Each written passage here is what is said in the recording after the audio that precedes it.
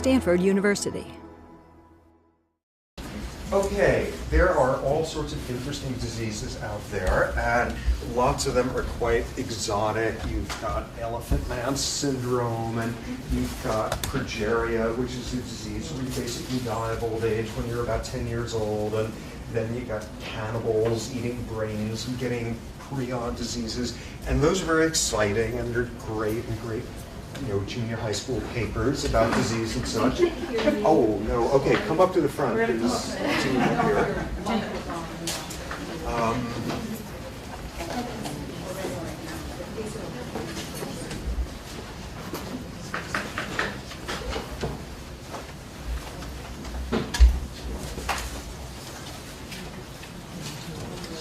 See, a couple more seats.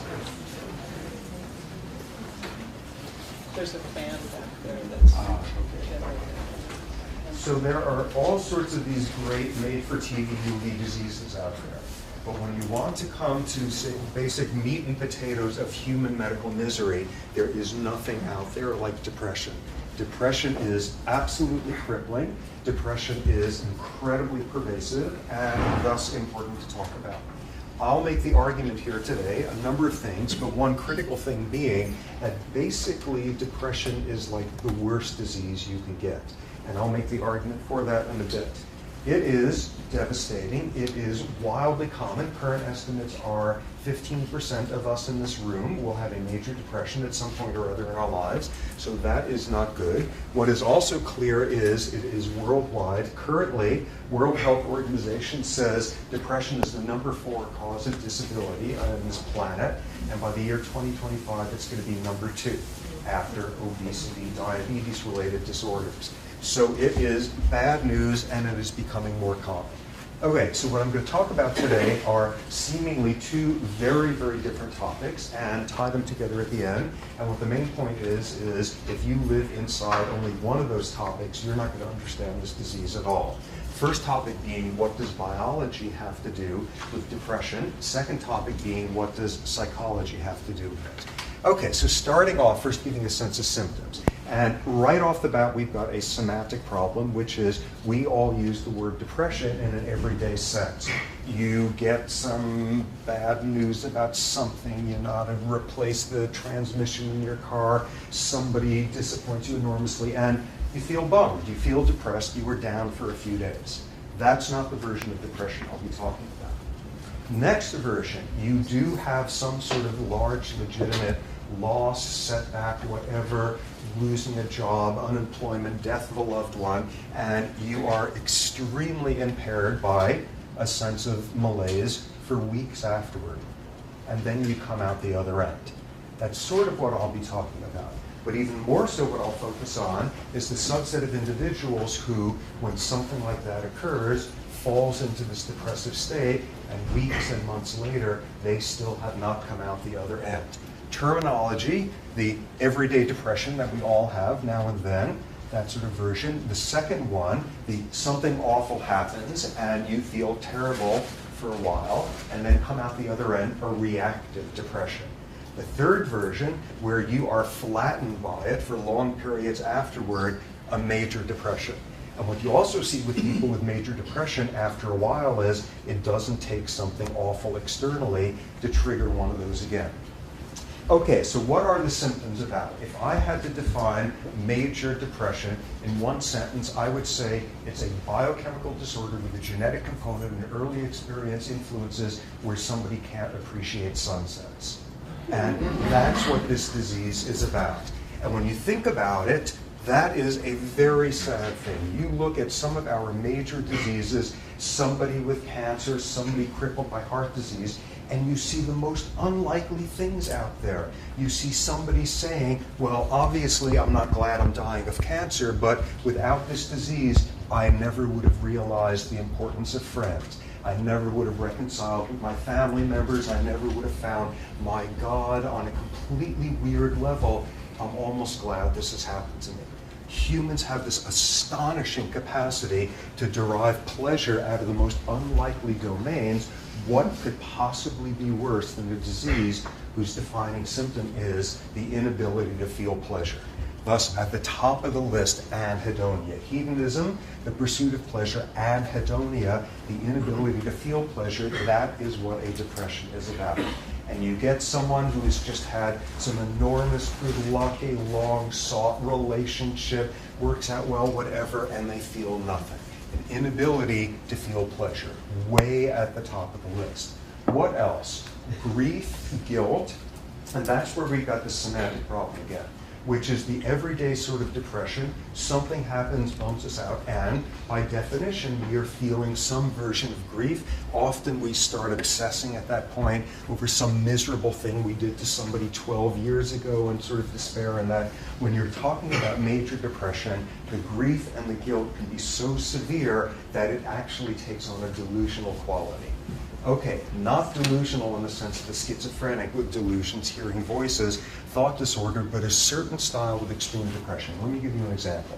You have late middle-aged guy, perfectly healthy, and suddenly out of nowhere, he has a major heart attack. He's lying there in the hospital, and the reality is he's going to recover. He's going to have to make some changes in his lifestyle, but he's going to recover. He instead falls into a major depression. This has transformed his sense of who he is. Suddenly he's an old man. Suddenly there's all these things he can't do. He falls into a major depression. Yet he's recovering. Every day his family is in there saying, look, you're just depressed. You're getting stronger. The doctors are saying you're getting stronger. You're just depressed. It happens the hospital is circular. It has a corridor that forms a circle in it. And one day the family's in there saying, you're getting stronger. Look, the nurses said yesterday you did 1 loop around the hospital, and today you did 2 loops. You're getting better. You're getting stronger. And the person says, no, you don't understand. They're doing some construction. Last night, they closed down the outer corridor and they opened up a new little one so that 2 versions of this one, 2 loops there, shorter than the large one. I'm getting weaker, I'm going to die.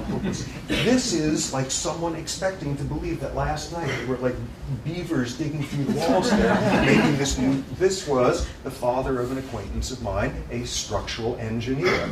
This is what a structural engineer looks like when they're delusional to the point of saying that this is a world in which everything is inevitably getting worse.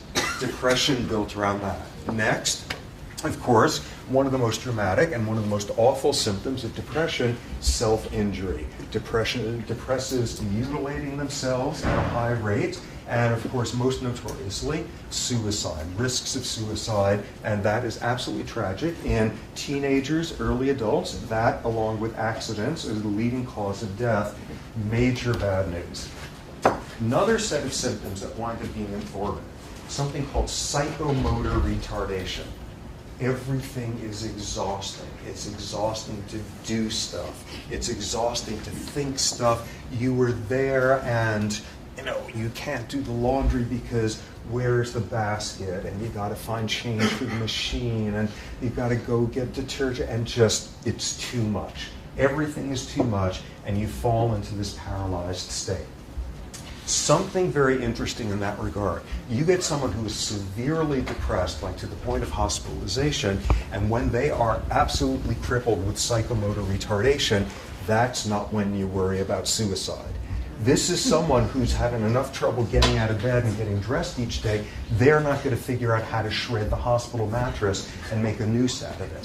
Where you've got your problems is when somebody begins to get better from a severe depression, when they're starting to come out. That's where the psychomotor retardation relieves enough that suddenly they've got the energy to do something catastrophic.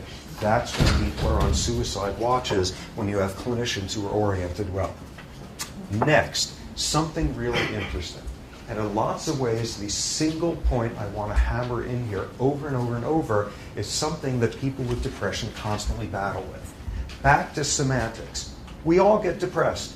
Bad stuff happens to us. We all get depressed. We feel lousy. We feel withdrawn. We feel sort of a sense of grief, and we're not taking much pleasure, and we withdraw. And then we get better. We cope. We heal. We deal with things in life. What's the deal with you that you can't do that? And there's this lurking sense, given that all of us have periods of being depressed and come out the other end, when you look at people who instead go down and stay down there to this crippling extent, there's always this little voice between the lines there of, come on, pull yourself together. We all deal with this sort of thing. I will make the argument throughout here that depression is as real of a biological disorder as is juvenile diabetes. And you don't sit down a diabetic and say, oh, come on, what's with this insulin stuff? Stop babying yourself and pull it together. You will see this is just as much of a biological disorder. Part of what makes that clear are a bunch of symptoms called vegetative symptoms. The bodies of major depressives work differently. First set of symptoms. No surprise, lots of people have trouble sleeping when they're having everyday off-the-rack depression. There's a certain pattern with people with major depression. What would you think? You're depressed, you have trouble falling asleep, toss and turn. That's not what you see with a major depressive. Instead, you wake up early. You wake up 4 in the morning, 5 in the morning, you're exhausted, but you're not going to sleep. Early morning awakening. You wind up in an emergency room somewhere, deeply depressed, and the clinician there better ask you at some point, how's your sleep been? Do you tend to wake up early in the day? Early morning awakening, classic sign. Additional thing, while sleeping, sleep is not this monolithic process. There's all these different stages of sleep, slow wave sleep, deep sleep, REM sleep, all of that. There's a structure and architecture to how we sleep, sort of 90-minute cycles as you go through the different phases. You look at the brain of somebody with depression while they're sleeping, and these different phases are completely disordered. The whole structure of sleep goes down the tubes. Look at somebody when they're sound asleep and their brain sleeps differently. This is not, oh, come on, stop babying yourself. This screams biology. More versions of it. Most of us, what we do when we're feeling kind of down is we eat more, out of this general belief that when you feel unloved, carbohydrates make you feel better. And bizarrely, there's actually a brain chemistry of it, of carbohydrates decrease stress hormone release. So for most of us, you're feeling bummed out about things, you eat more. That's not what you see in major depression, decreased appetite. Another thing you see is activation of the stress response. A class of stress hormones are highly elevated in people with major depression. You also have overactivation of something that's called the sympathetic nervous system, adrenaline.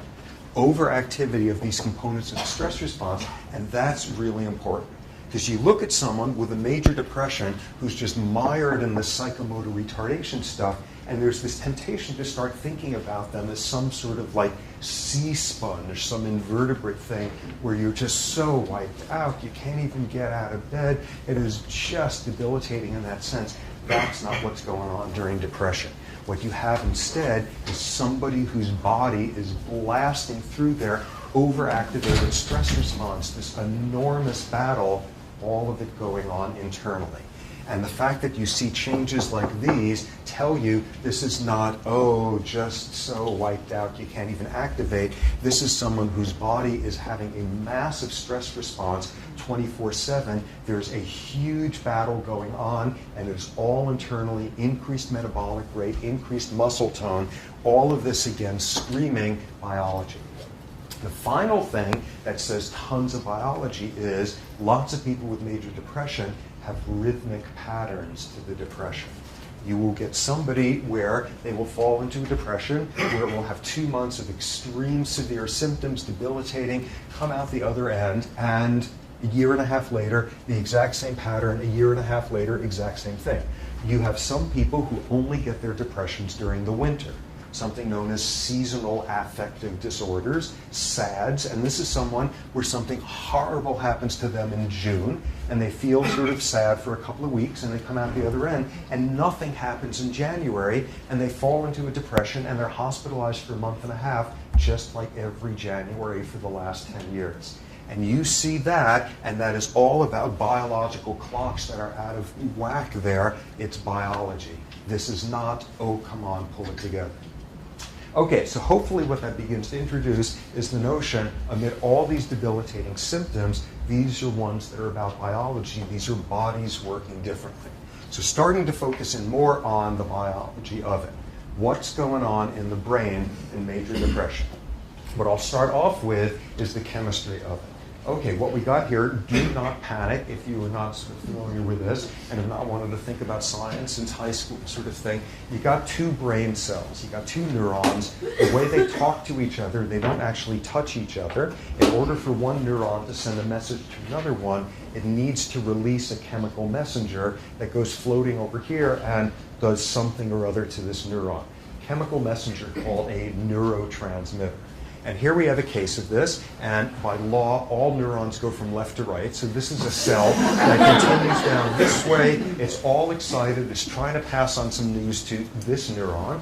There's a space in between called the synapse. And what this one is doing, because it's all excited, it has these little water balloons filled with neurotransmitters. Excitation signal comes along, dumps the neurotransmitters. They go floating across the synapse, bind to a receptor there, and then suddenly, something changes in this neuron. That's how neurons talk to each other. How many different types of neurotransmitters there are? Probably hundreds.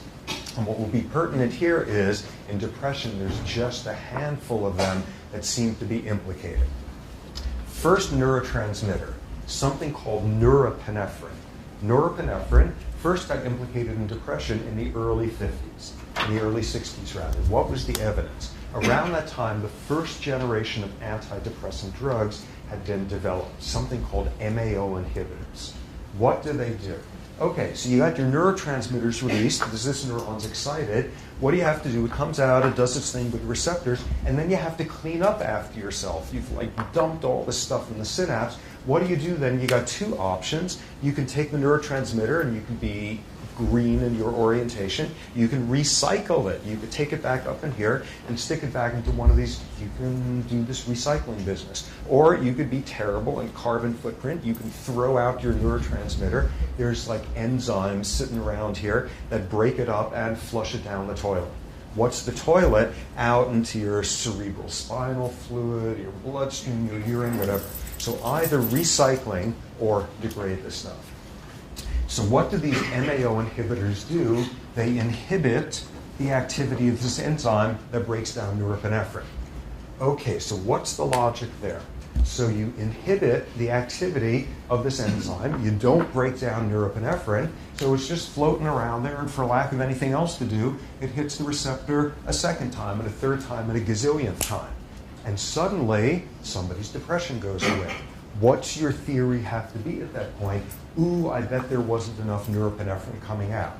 You find a means to increase the signaling, somebody gets better, and you now hypothesize there's a problem with too little norepinephrine. By the late 60s, another class of antidepressants came in, called tricyclic antidepressants. What do? Essentially the same exact thing. What they do is they gum up this pump that recycles the stuff. Norepinephrine doesn't get removed from the synapse, has nothing else to do, hits the receptor second, third, 10th time, person feels better. Ooh, I think the problem in my theory is too little norepinephrine coming out.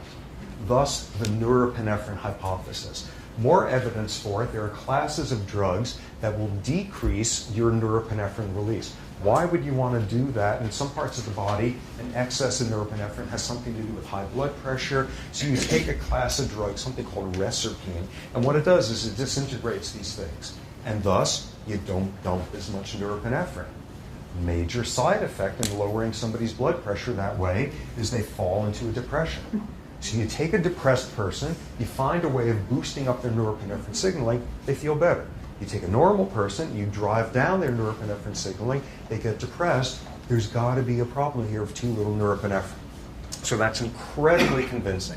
So at this point, what you got to say is, okay, great, that's convincing, that's irrefutable. What does norepinephrine do?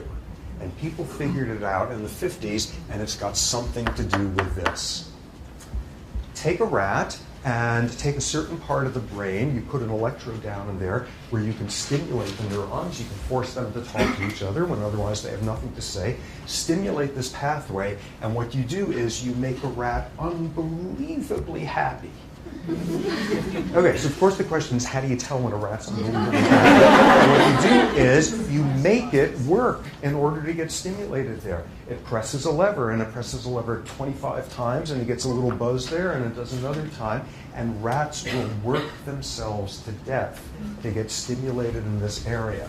It is better than food. It is better than sex. If they're addicted to a drug and going through withdrawal, it is better than the drug. And what you see is this mediates pure pleasure. And this was called the pleasure pathway in the 1950s.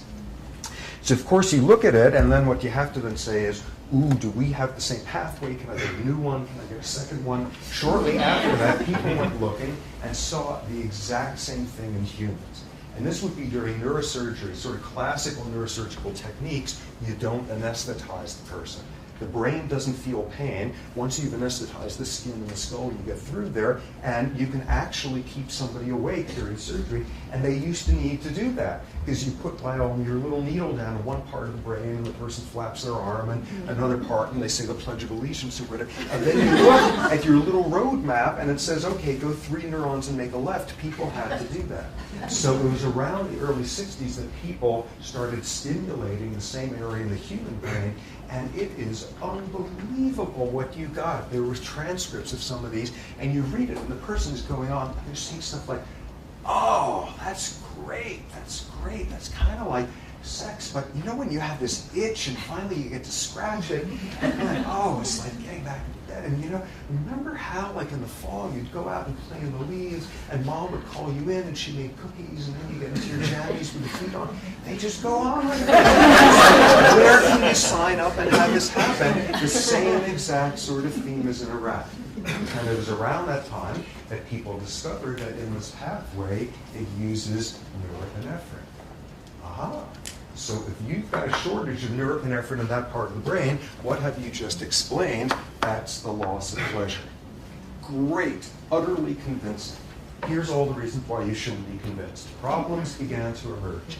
First problem was there's something weird with the time course. You throw in any of the drugs I just talked about, and norepinephrine signaling is changing within like an hour. You put a depressed person on those drugs, and they don't get better for a couple of weeks. Something isn't working there. So that was mysterious. Next problem was, it turned out norepinephrine is useful in this pathway. Another neurotransmitter turned out to be even more important, neurotransmitter called dopamine.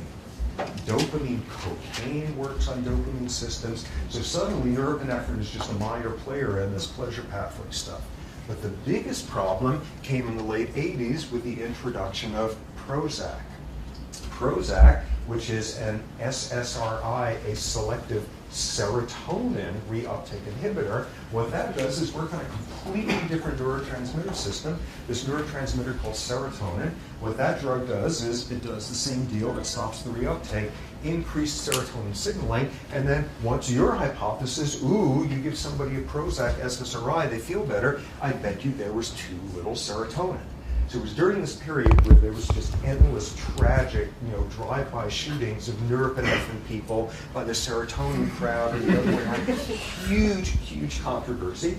And of course, like the middle of the road liberals, and why can't we all get along, would start sort of suggesting that, oh, maybe it's got something to do with norepinephrine and serotonin and dopamine and everybody hold hands and that's absolutely what's going on. The best evidence at this point, to be insanely simplistic, is that dopamine has something to do with the anhedonia, an absence of dopamine. The absence of norepinephrine has something to do with the psychomotor retardation. The absence of serotonin is this obsessive sense of grief. And interestingly, supporting that notion is you can have an obsessive sense of something else. You can have an obsessive need to keep your utensils perfectly symmetrical and obsessively wash your hands 8 hours a day. Obsessive compulsive disorder, that's helped by SSRIs like Prozac as well. Whatever it is you are just perseverating over like mad, increasing serotonin signaling can help. So you've got at least 3 different neurotransmitters relevant to the pleasure, the psychomotor retardation, all of this, all sorts of other leads floating around in the field. There's a neurotransmitter called substance P, and what substance P is about is pain. like poke your finger and your spinal cord is neurons there are releasing substance, be talking to each other. It's about pain. It's about chronic pain syndromes. It's about whole body burns. Everybody knew this. And then it was discovered that if you get a drug that decreases substance P signaling, sometimes depressives get better. What does that suggest? It is not just a metaphor of depression as psychic pain. Your body is using the same brain chemistry to feel this sort of psychic pain of depression as just telling you, ooh, I just stubbed my toe. Interesting similarities there. Okay, so we got something about the neurochemistry. How about the neuroanatomy, the structure of the brain? And what you've got here is, this is the human brain. This is exactly what it looks like. It comes in 3 colors. And this was this formulation that came out during the 40s called the triune brain concept, which winds up being really, really explanatory. Down here at the bottom, you got the really boring nuts and bolts part of the brain. And as was termed, this is the reptilian part of the brain. Take a lizard, and it's basically the exact same stuff down there. What does this part of the brain do? Like regulatory, boring things. It measures your blood glucose levels, or if your blood pressure is dropped, it sends out a signal to tighten up your blood vessels. Just total boring plumbing type issues. Sitting on top of it is a much more interesting brain region called the limbic system. Limbic system is about emotion. You don't see a big limbic system until you get to mammals. Lizards are not famous for their emotional lives. Limbic system is much more about emotive stuff, fear and lust and anger and rage and poignance and God knows what. What you've got there are all sorts of ways where the limbic system talks to this part of the brain. And what it does is, rather than you being hemorrhaged, ooh, part this brain marrow, your body getting cold, whatever, you're some, elk, and there's some scary other elk there that's got you all upset, and you start secreting stress hormones. That's your limbic system saying, ooh, I don't like the smell of that guy talking down there. All sorts of means by which your emotional part of the brain can talk to stuff down here. Then you got the really interesting area. Up on top, the cortex. Cortex, all sorts of creatures out there have cortexes. We got more than anybody. It is this hugely expanded area. In primates, we proportionally have the biggest one out there. What does cortex do? It makes you do your taxes, and it does like processing visual information and tells you, aha, that's, punk rock, and that's not Beethoven, and all sorts of sensory stuff, associative cortex things. But then there's an interesting part of the cortex that's very relevant to all of this. Okay, suppose you finish the lecture, you go outside, unexpectedly you are gored by an elephant. What are you going to do? You are going to activate your stress response. You may feel a sense of grief at that point. You may kind of hunker down at that point with a little psychomotor retardation. Appetite, there goes the dinner arrangements, sex may not be the most appealing thing under that context. You are having a stress response in response to the sort of insult that this part of the brain is thinking about. So what's a depression? You sit there and you think about kids in refugee camps, you think about the inevitable mortality of your loved ones, you think about whatever, and suddenly your body does the exact same thing as if you were gored by an elephant. And what's going on there is you get the feelings, the abstract sort of depressive stuff there, and this part of the brain is able to make the rest of the brain go along with it as if this was an elephant goring you.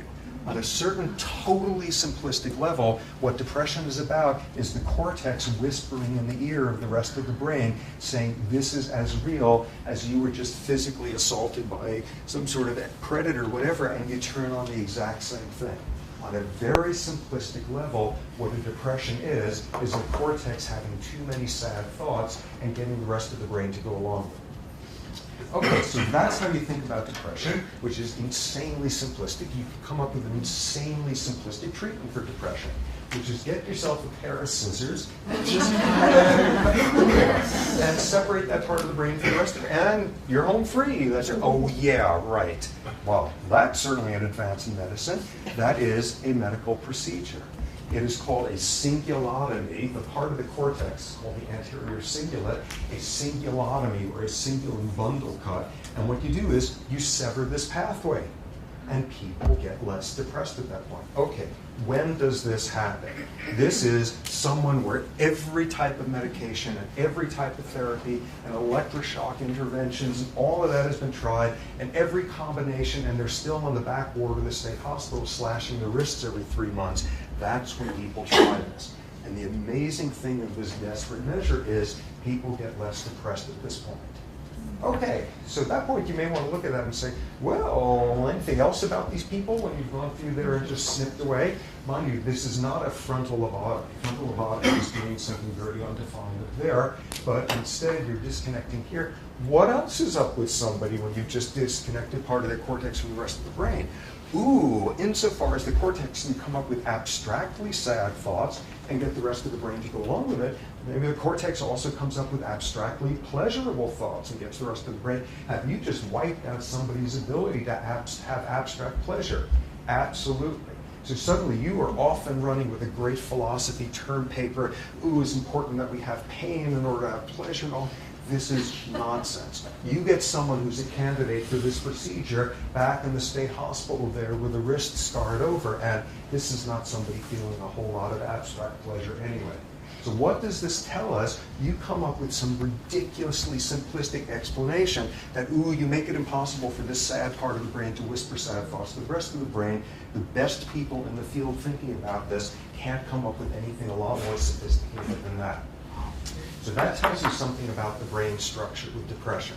Final bit of biology here, hormones. What do hormones have to do with it? One very important domain of hormones. You take somebody and they're having problems with a class of hormones, thyroid hormones. What thyroid hormones are about is maintaining your metabolism, keeping your body warm enough, all that sort of stuff. If you have a severe shortage of thyroid hormone, lots of things happen, including you fall into a major depression. Hypothyroidism is associated with major depression. There's an autoimmune disease called Hashimoto's disease, which involves problems with secreting thyroid hormone, and that's a basic feature of it. And somebody comes in, and you diagnose it, and you give them normal levels of thyroid hormone, and away goes their depression. Lots of lessons with that. First one is, best estimates are about 20% of major depressions are undiagnosed hypothyroid syndromes instead. The next one it demonstrates is you better, when somebody is thinking about your psychiatric state, you better have somebody there who's thinking about your nutrition, your hormone levels, your nothing about what's going on here is independent of the rest of the body. So a big role for thyroid hormones. Next domain of hormones being relevant. You take women. You take women and they have a higher incidence of major depression than men do, approximately twice the rate. In addition, women have their highest vulnerability to depression at certain points in their reproductive life histories. After you've given birth, a post-parturition depression, around the time of your period, around the time of menopause, all of these scream biology. So you look at why women have elevated rates of depression, and there's biology, there's all sorts of other schools of thought that have gone into it. There are ones having more kind of sociological framework. Lack of control can cause depression in society after society. Women traditionally have less control. No wonder they fall into more depression. There's another school that focuses on a certain style of emotional differences you see between the genders. On the average, women tend to ruminate more on emotionally upsetting things, to focus in on them more. And this sounds totally stereotypical, and when you do the studies, there's overlaps between individuals, but nonetheless, on the average, what you see is these sorts of studies where you get someone after they've just had a fight with a close friend, and what do women do when they give a choice of a whole bunch of activities? They choose to fill out questionnaires about how they met their friend, and what the relationship is, and does the friend have a good marriage, and all of that. You do it to guys and they fill out questionnaires about like trivia questions about the Civil War. Oh my God, they can't express their emotions, no wonder they're impossible. And of course, again, individual variation, this is highly stereotyping. On the average though, women ruminate more on exciting emotions than men do. So that is solid science. What is completely unsolid science is the speculation at that point that if you ruminate on bad feelings, you're more prone to a depression. So that's a whole emotional regulation argument. But you come back to that business of women are most at risk for depression in the 2 weeks after giving birth, around the period of their periods, menopause, and that's all about hormones. And by now, there's a huge literature having to do with the effects on all that stuff over there of estrogen and progesterone, and probably most importantly, the ratio of estrogen to progesterone and what's going on around giving birth, one's period. Levels of this stuff is just shooting around all over the place, and the sense is something goes out of whack with the ratios there, and everything about estrogen, progesterone, and the ratio can change the number of receptors for these neurotransmitters, the extent to which you do this reuptake pump. Whatever depression is going to turn out to be on this nuts and bolts level, estrogen and progesterone can do something to it. Final class of hormones that are relevant. A class of hormones released during stress. Okay, what's the most famous stress hormone on earth? Adrenaline.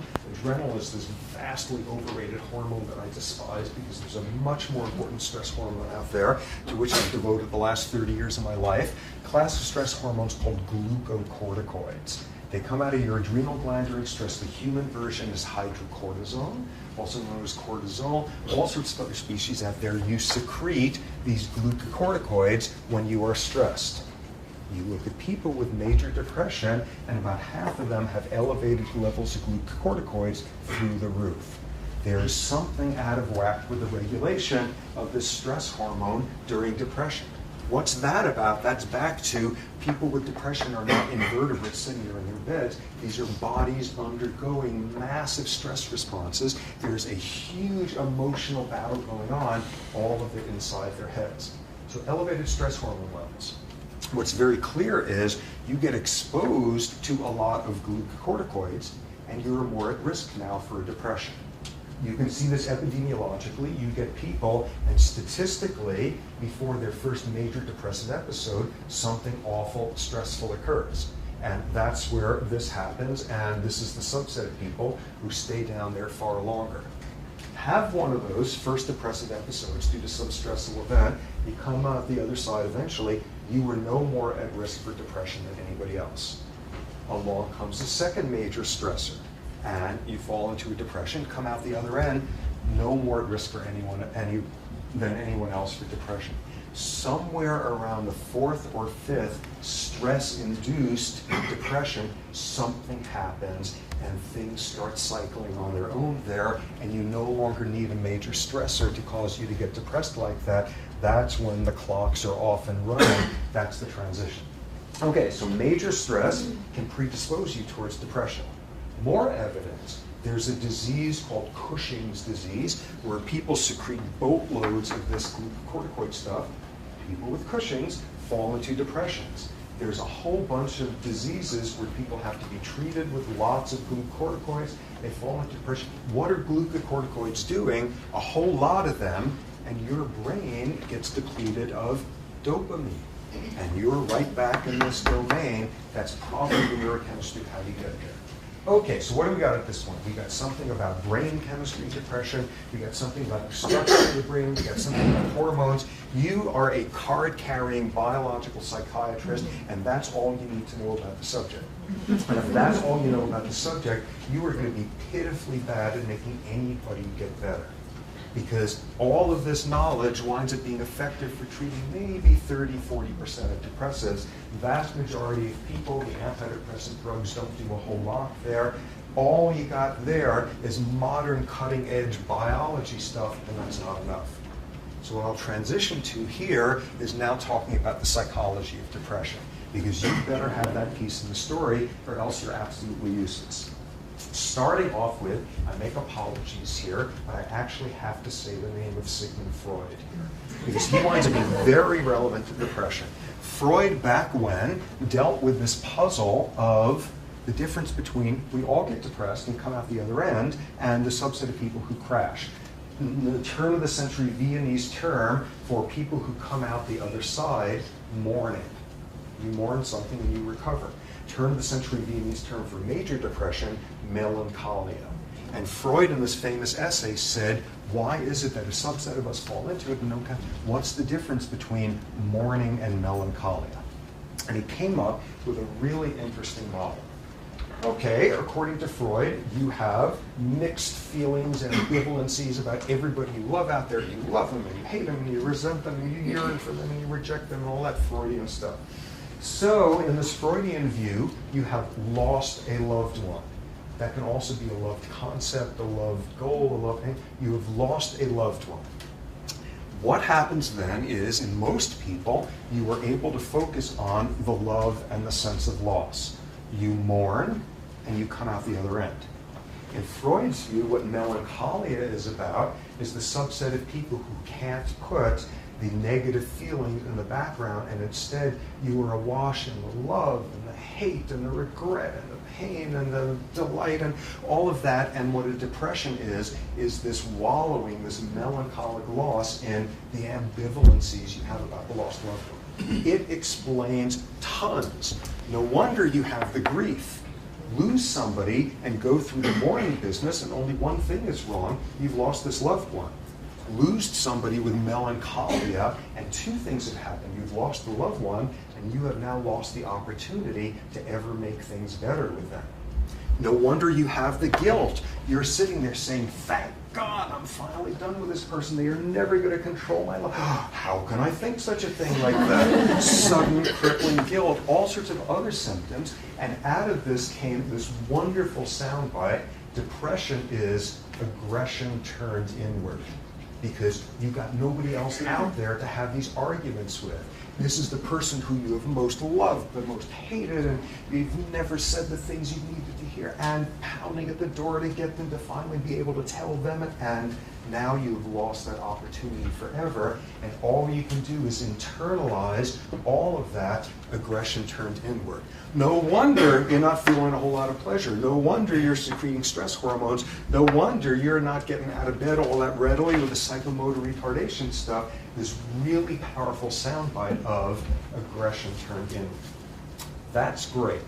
What isn't great is how in the hell do you turn like Freudian ambivalent feelings into something about neurochemistry, or like what do estrogen progesterone ratios have to do with like love-hate ratios? It's great, it feels very intuitive, you can't do modern science on it, which is the problem with the best parts of Freud. Okay, so instead you need to shift over to looking at experimental psychology and understanding what is the psychology of stress. What is it that makes psychological stressors stressful? And an enormous literature now shows that for the same external misery, you feel more stressed, you turn on a stress response, you're more at risk for stress-related disease if you don't have outlets for the frustration caused by the stressor, if you feel like you have no control over what's happening, you have no predictability as to when it's occurring, and you don't have anybody's shoulder to cry on. This is what psychological stress is about. And what a depression is pathological extremes of this. You fall into the cognitive psychology soundbite of what a depression is. It's learned helplessness. It is learning to be helpless. Something bad happens to you, a rat, getting some shocks now and then, you, a human experiencing some loss, and the logical thing you should do is learn, this is awful. When I'm in this situation, there's not a damn thing I can do about it. It's awful, I feel terrible, but this is not the whole world. And what a major depression is about is you sit there and you're that rat, and in this setting, you get uncontrollable shocks, but put you in another setting, and just by hitting the lever a couple of times you avoid the shocks, you don't bother doing it because you've learned to be helpless. Just like a human depression. What learned helplessness is taking a circumstance where by any logic, again, you should be saying, this is awful, but is not the whole world, and do this cognitive distortion and decide this is indeed the entire world. And I have no control, I am always helpless, I am always hopeless. This is the psychology of what a depression is about. At that point, you don't have a whole lot of trouble seeing how you wind up in here, stress, effects on some dopamine, all that sort of stuff. Okay, so we've got two extremely different viewpoints here as to what depression is about. Modern biological stuff, and this totally different world of psychology, loss, lack of control. One version of it, one of the most reliable findings in the whole epidemiology of depression is lose a parent to death when you were under 10 years of age, and for the rest of your life you are more at risk for a major depression. This makes perfect sense. What is a lot of what's going on during your first 10 years of life? You were learning about cause and effect. You were learning about, you're learning, is this a world out there where I have any sort of efficacy, where I have any sort of control? And you have just learned in the most big time awful way, there are things you can't control and sometimes they are awful. And what have you just learned? There's all sorts of reasons where one can be helpless. And you're that much closer to this edge of this learned helplessness cliff for the rest of your life. Extremely powerful model here of that. So you got all the biology stuff. You've got this weird Freudian aggression turned inward, which just feels right, but you can't do modern science on it. You got this whole world. How do you begin to put this world and that world together? And the critical link turns out to be stress. Stress is the intersection of the two in a very interesting domain. Okay, depression is a genetic disorder. What do I mean by that? Depression has some degree of heritability. Depression tends to run in families. Depression runs more reliably as you look at closer and closer relatives, and you eventually look at identical twins, and if one of them has depression, the other has a 50% chance. Full siblings who are not identical twins, 25% chance, half sibling, about 8%, person off the street, about a 2%, 50% chance when they share the identical genes. What does that do? That tells you this is a disorder that has a genetic component. What does that also tell you? If we've got 50% likelihood, if you've got all the genes in common, and you've got a 50% chance of not getting the depression, it tells you genes are important, but they're not more important than any other component. So genes in depression are not about inevitability, they're about vulnerability. So what is the vulnerability about? A few years ago, people discovered a particular gene that's really relevant to whether or not you get depression. What was exciting about that? It was a very clear finding. It has since been replicated. What else was exciting about it? It made sense. This was not some weirdo gene having something to do with how your big toe functions. This was a gene having something to do with serotonin. And this was a gene relevant to this whole reuptake, pumping business, all of that. The main point of it is this gene comes in two different flavors. Each one of us has one of the two versions. And you immediately get this prediction, one of the versions, by all logic, should be predisposing to depression. One of them is the one that should get you in more trouble. So what does it look like when you go and study it? First paper that reported this a few years ago, and this I suspect is going to wind up being viewed as the most important paper in biological psychiatry for a quarter of a century. This was this massive study where a bunch of researchers looked at 17,000 kids growing up in New Zealand, following them year after year and looking at the genetic makeup of these individuals, and then asking in their early 20s, who's got problems with major depression? And then asking this critical question, what does it have to do with this gene? Does the version of that gene that gets you into trouble, by all logic, is that going to set you up for more of a depression? Are you more at risk for depression if you've got the bad version of the gene? And back comes the finding, which is no, it doesn't increase your risk. You look here, and what's your likelihood of depression? And you got the good version, and it's this likely, and you got the bad version, and it's this likely. Doesn't make a difference unless something else is going on, unless you have a history of exposure to major stressors. And what you were able to do is quantify how many major stressors somebody has had during their childhood, their development, and that involves parental divorce and physical abuse and death of family member, all that sort of thing. And what you see is in the folks who have the good version of the gene, as you have more and more of a history of major stressors, your risk of depression goes up, absolutely. Now you look at the people with the bad version of the gene, and as you have more and more of a history of stress, your risk of depression does this. And when you look at the major history of stressors, a 30-fold difference in the likelihood. This is not about, ooh, genes control our brains and genes control our behavior. This is a gene that is relevant to how readily we pick ourselves up after life has dumped us on our rear ends, how readily we recover from stressors. What's the final piece of that story? Glucocorticoids regulate the function of this gene. All the pieces fall into place there. Wonderfully logical, and suddenly you have a way of taking this whole world of psychological components of stress and tying it into all that biochemistry, wonderfully integrated model. Okay, so in lots of ways, this is where the field is at this point.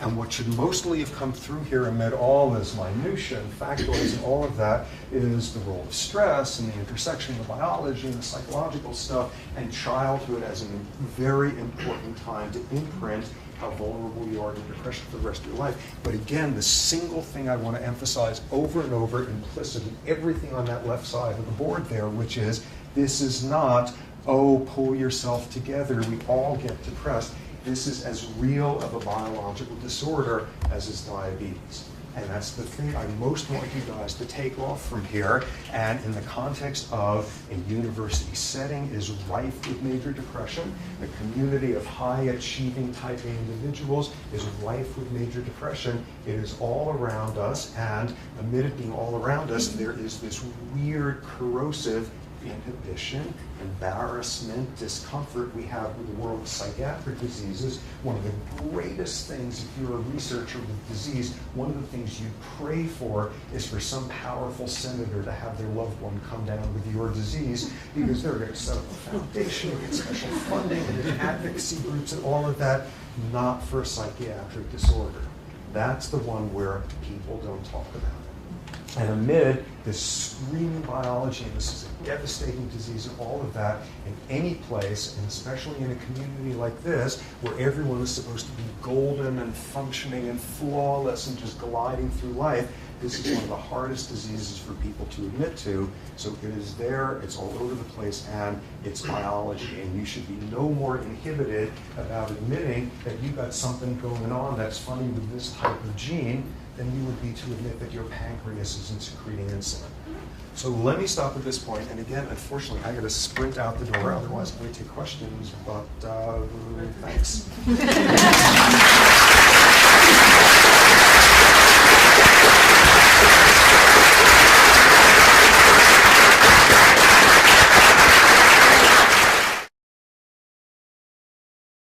For more, please visit us at stanford.edu.